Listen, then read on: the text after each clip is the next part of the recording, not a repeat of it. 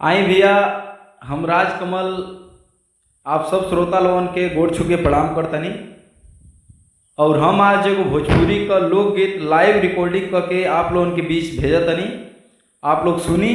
हमके आशा ना बल्कि पूरा विश्वास बा कि आप लोगन के जरूर पसंद आई। तो ये गीत में एगो औरत अपने पति के बाहर जेले से रोकत अली। देखी कौने भाव में। अरे डूबी मरबे राजा, अरे डूबी मरबे राजा, जई बजे पूर्व के देशवा।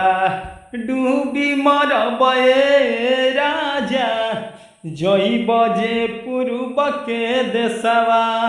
सोच सोच बतिया धड़क जाता वे छतिया राजा। सोच सोच बतिया धड़क जाता वे छतिया राजा। जई बजे पूर्व के देशवा।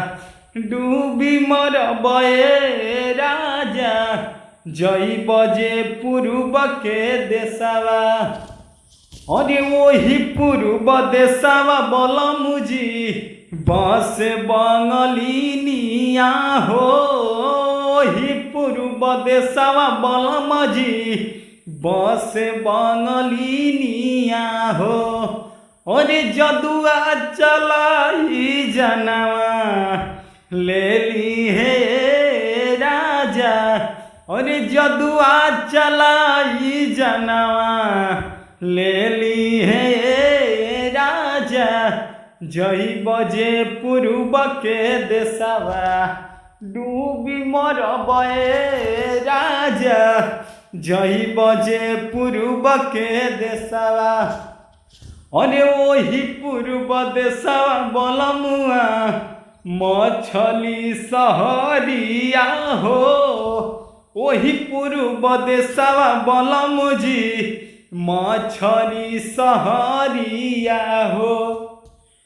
अरे राजकमल जाके वही जा गईले भुलाइए राजा।